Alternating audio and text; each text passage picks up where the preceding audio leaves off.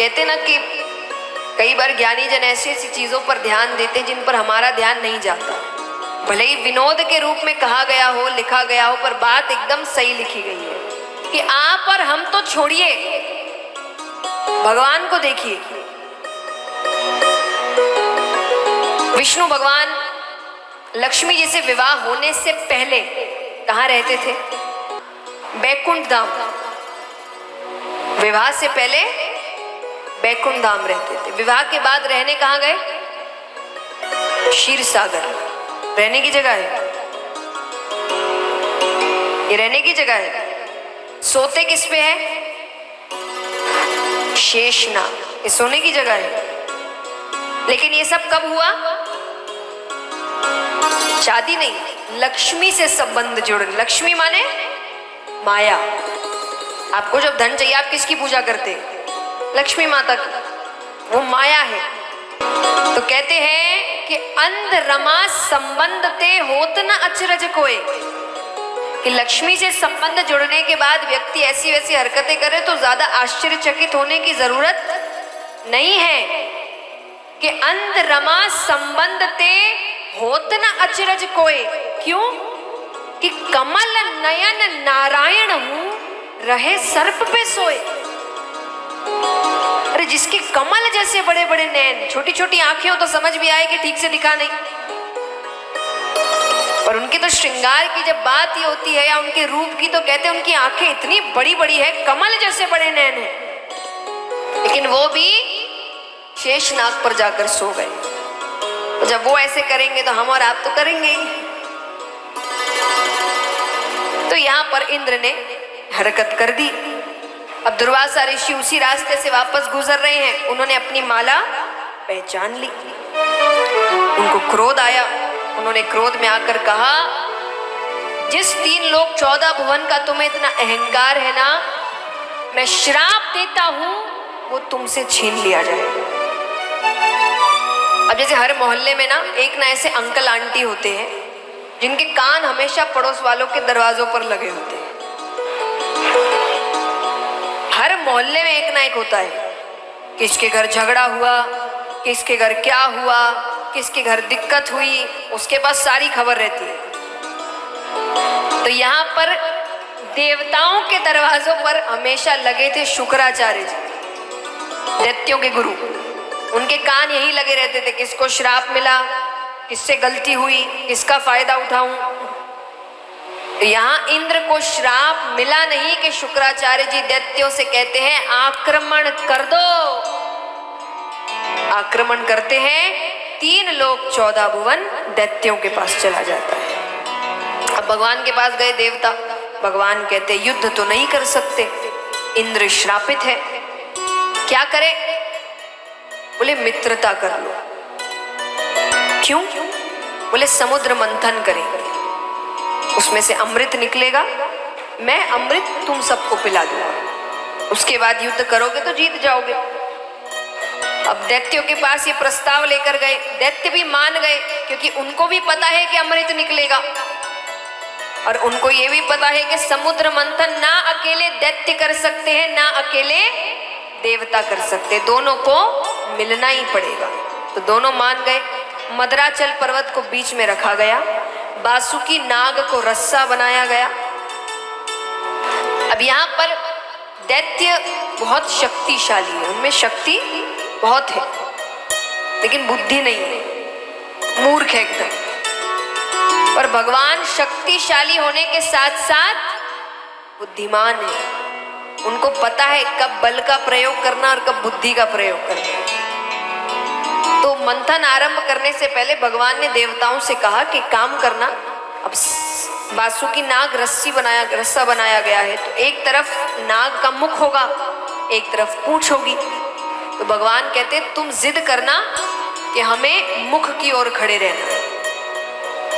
तो देवता जिद करने लगे कि हम यहीं खड़े रहेंगे, हम यहाँ से नहीं हिलेंगे। हम, जैसा मैंने कहा, दैत्य मूर्ख है, उनको लगा ये विष्णु बड़ा चालाक है, जरूर मुख के सामने रहने से कोई फायदा हो रहा है।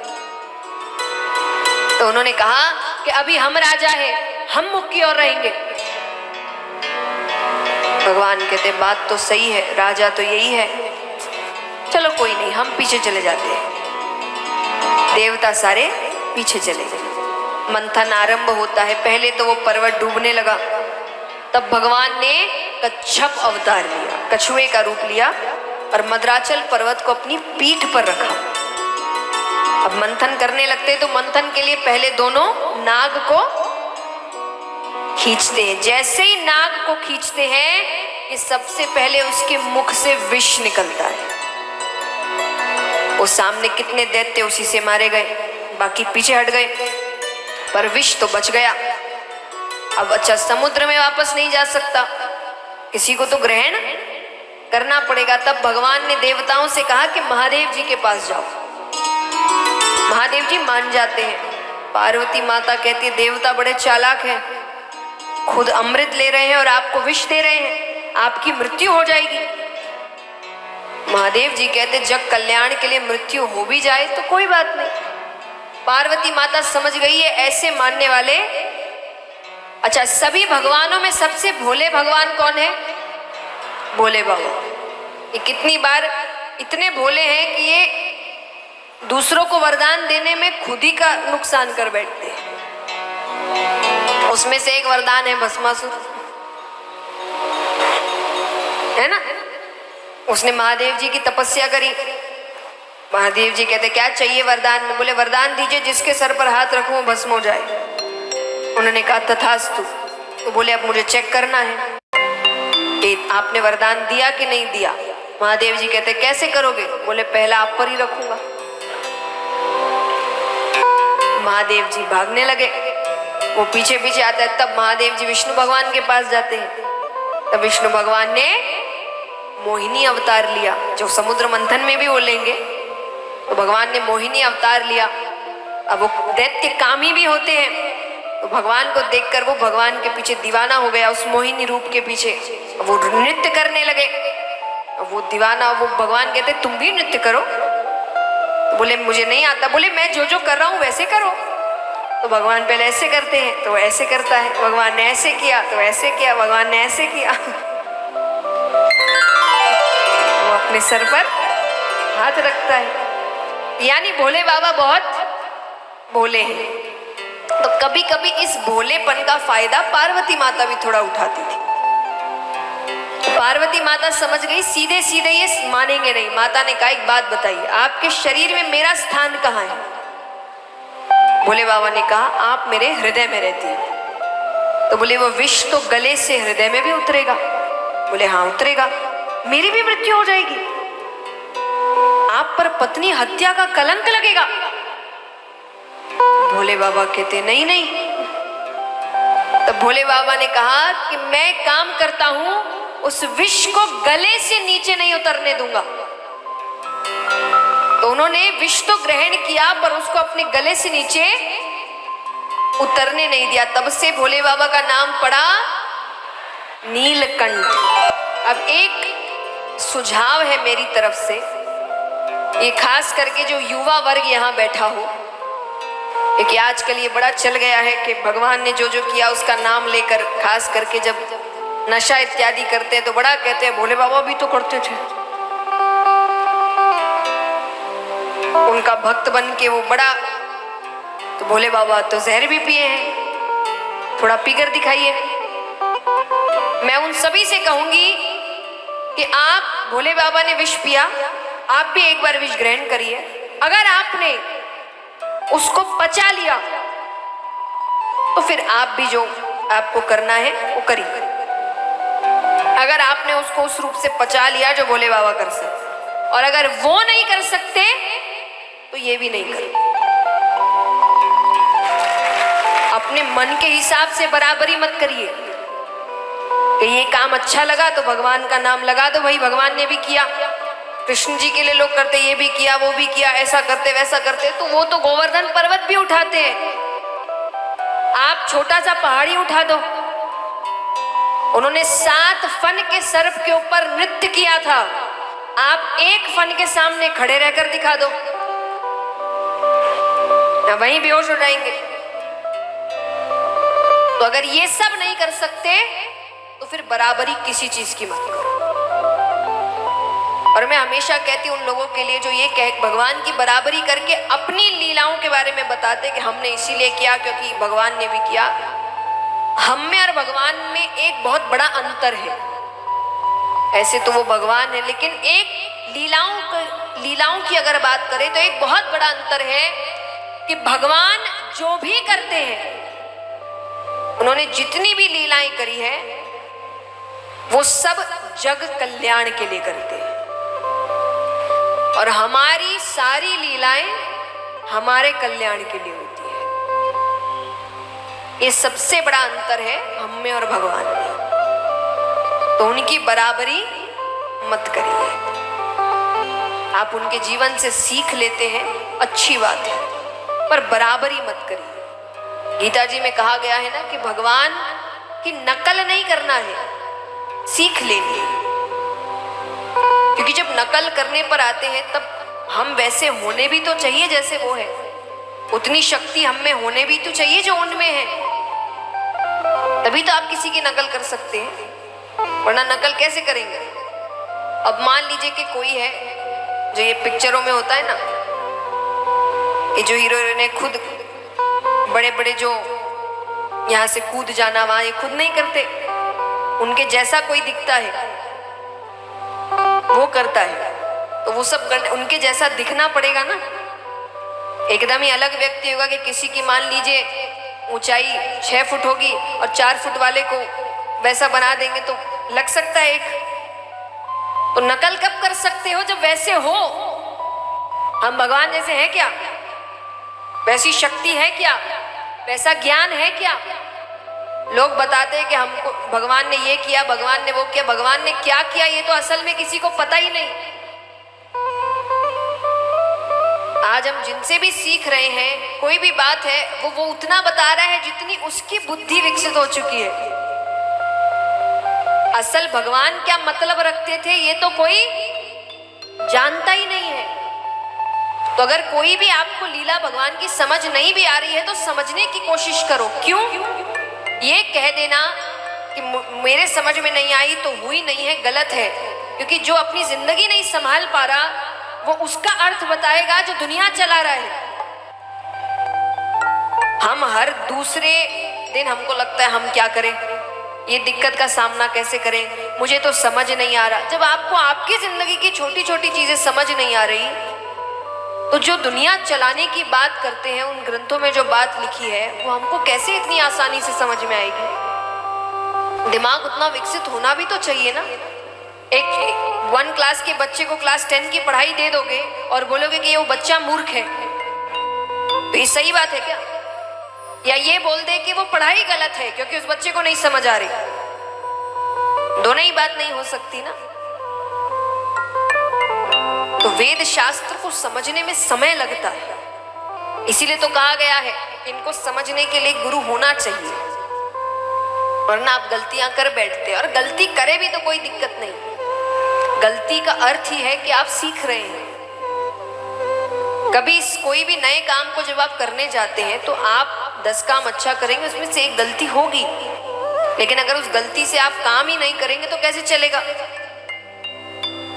तो जो व्यक्ति सही करने की कोशिश करता है ना वो इन गलतियों से डरता नहीं। तो हो सकता है मुझसे गलतियां होगी पर मेरा उद्देश्य अच्छा है, मेरा उद्देश्य गलत नहीं है। और जिसका उद्देश्य सही होता है ना उसका साथ भगवान देते हैं, ये सच्ची बात है। तो यहाँ पर समुद्र मंथन आरंभ होता है तो भगवान महादेव जी ने विष ग्रहण किया। अब मंथन फिर से आरंभ करते हैं। मंथन करने के बाद जैसे जैसे मंथन कर रहे हैं कई चीजें निकलती हैं। कामधेनु गाय, उच्च श्रेवा घोड़ा, लक्ष्मी माता हाथ में वरमाला लिए निकलती है। वरमाला लिए तो सब खड़े हो गए, विष्णु भगवान पीछे, उनको पता है आना कहाँ है। सबके सामने से गुजरती है, देवताओं के सामने से गुजरती है। ज्ञानी है, शक्तिशाली है पर अभिमानी है। दैत्यों के सामने से गुजरती है, शक्तिशाली है पर मूर्ख है। तो कई ऋषिगण भी खड़े थे, ज्ञानी है, शक्तिशाली है पर क्रोधी है। भगवान सामने आते हैं, ऐसा कौन सा गुण है जो उनमें नहीं है। विष्णु भगवान के गले में वरमाला डाल देती है। इस प्रकार भगवान नारायण उस दिन से लक्ष्मी नारायण कहलाते हैं। अब यहाँ पर अमृत निकलता है, दोनों लड़ने लगे। तब भगवान ने मोहिनी अवतार ग्रहण किया। भगवान देवताओं को अमृत पान कराते हैं। अब देवताओं की श्रेणी में एक दैत्य, राहु नामक दैत्य भगवान को पहचान जाता है। वो भी चुपचाप खड़ा हो गया। भगवान ने उसे भी अमृत पिला दिया। जब तक भगवान को समझ आया, भगवान ने सुदर्शन चक्र फेंका, सर धड़ अलग कर दिया, लेकिन तब तक अमृत ने अपना काम कर दिया था। तब से वो दो दैत्य बने, राहु और केतु। अब यहाँ पर देवताओं के पास 3 लोक 14 भुवन वापस चला जाता है, क्योंकि वे सब अमृत पान कर चुके हैं। अब राजा परीक्षित कहे, पर ये तो एक तरीके का धोखा ही है। तो क्या दैत्य चुप बैठ गए?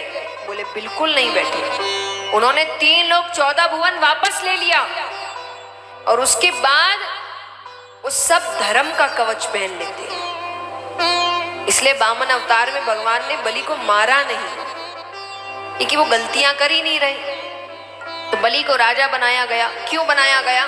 क्योंकि उसी की वजह से 3 लोक 14 भुवन मिला।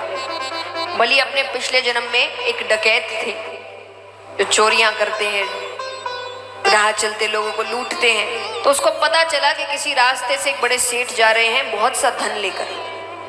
तो वो निकलता है 2 रोटियां बांधकर। भूख लगती है, रास्ते में रुकता है, पोटली खोलता है कि सामने कुत्ता आता है। वो भूखा है, वो रोटी की ओर देख रहा है। उसने अपनी एक रोटी दे दी, उसने तुरंत खा ली। अब वो दूसरी रोटी की ओर देख रहा है। बलि ने दूसरी रोटी भी। इस पूरे कार्य को करने में कुल 24 मिनट लगे। कितने? 1 घड़ी 24 मिनट लगे। अब वही डकैती चोरी होती रही। अंत समय आया, ऊपर गए यमराज चित्रगुप्त से कहते, बताओ कितने पाप कितने पुण्य। चित्रगुप्त कहे, पाप ही पाप किए जीवन भर, केवल 24 मिनट का पुण्य किया। कितने पुण्य कितने पाप नहीं होते। समय, इतने समय का पुण्य, इतने समय के पाप। तो उसने 24 मिनट का पुण्य किया, तो 24 मिनट उसे स्वर्ग में रखा जाएगा। तो उससे पहले पूछा गया कि पहले पुण्य भोगना चाहते हो कि पाप? सामने से शुक्राचार्य जी जा रहे थे। उन्होंने कहा, कह दो पुण्य। अब वो कहे पुण्य। क्या करना चाहते हो? शुक्राचार्य जी कहते, कह दो इंद्रासन पर बैठना है। उसने कहा इंद्रासन पर बैठना है। इंद्र को समझाया गया कि 24 मिनट की बात है। अच्छा, अब बैठने से पहले शुक्राचार्य जी ने उसके कान में कुछ कहा। उसने कहा, मैं बिल्कुल वैसा ही करूंगा। ठीक है। लेकिन जैसे ही आसन पर बैठा, जगह ऐसी है, भूल गया क्या करना है। भोजन लेकर आओ, ये लेकर आओ, वस्त्र लेकर आओ, अप्सराओं को नृत्य करने को कह रहा है, अपनी अलग ही दुनिया में। 10 मिनट उसने ऐसे ही बिता दिया। शुक्राचार्य जी के पास नीचे कुछ पत्थर छोटे छोटे नहीं पड़े थे, उन्होंने उठाया और खींच के उसके सर पे एक मारा। उसको याद आता है तो वो कहता है, गुरुजी इधर आइए। शुक्राचार्य जी आते, हाथ पे जल दीजिए। जल्दी। अब वो कहिए, 3 लोक 14 भुवन, इसका मालिक अभी मैं हूं। देवता कहे 10 मिनट के लिए तो हो। तो बोले, ये 3 लोक 14 भुवन मैं अपने गुरु जी को दान में देता। उसने 3 लोक 14 भुवन दैत्यों को दान में दे दिया। और उसके बाद वो सभी धर्म का कवच पहन लेते हैं, यानी ब्रह्मचर्य का पालन करने लगते हैं, पूजा पाठ इत्यादि करने लगते हैं, यज्ञ करने लगते हैं, दान करने लगते हैं। तब यहाँ पर देवताओं की माता अदिति, दिति दैत्यों की माता हुई और अदिति देवताओं के, जो 12 आदित्य हैं। तो वो भगवान से प्रार्थना करती है, तो उनके घर पर भगवान वामन अवतार लेते हैं, बटुक रूप भगवान का।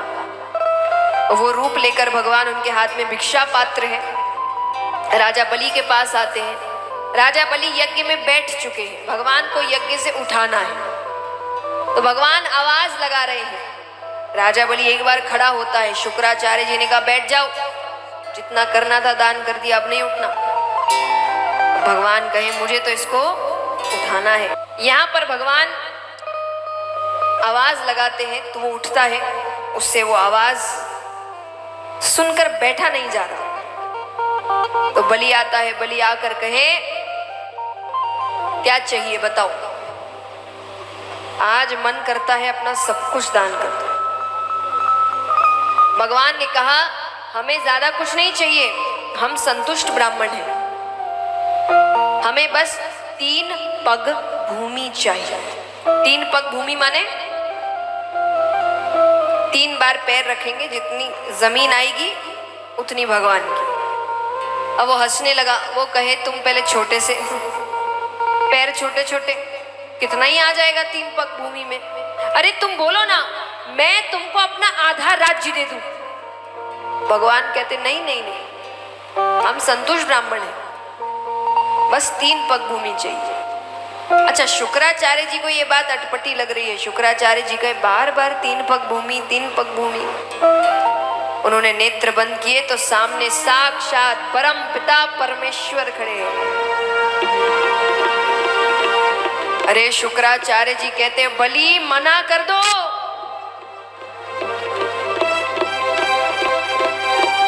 अरे ये विष्णु है, 3 पग भूमि में तुम्हें कंगाल कर देगा।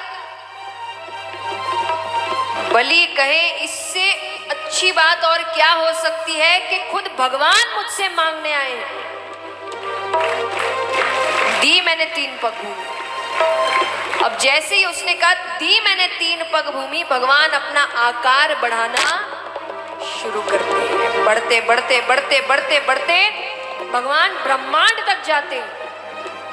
अब भगवान अपना पहला पैर रखते हैं, पूरी पृथ्वी नाप लेते हैं। दूसरा पैर रखते हैं, पूरा ब्रह्मांड नाप लेते हैं। भगवान 2 पैरों में सब ले लेते हैं। अब भगवान ने कहा अब तो कुछ बचा ही नहीं, तीसरा पैर कहाँ रखूं। बलि ने कहा एक बात बताइए, दान बड़ा कि दानी बड़ा? कौन बड़ा बताओ, दान बड़ा कि दानी बड़ा? दानी बड़ा। तो बलि कहे तीसरा पैर मुझ पर रखिए। भगवान अपना तीसरा पैर राजा बलि के ऊपर रख दे।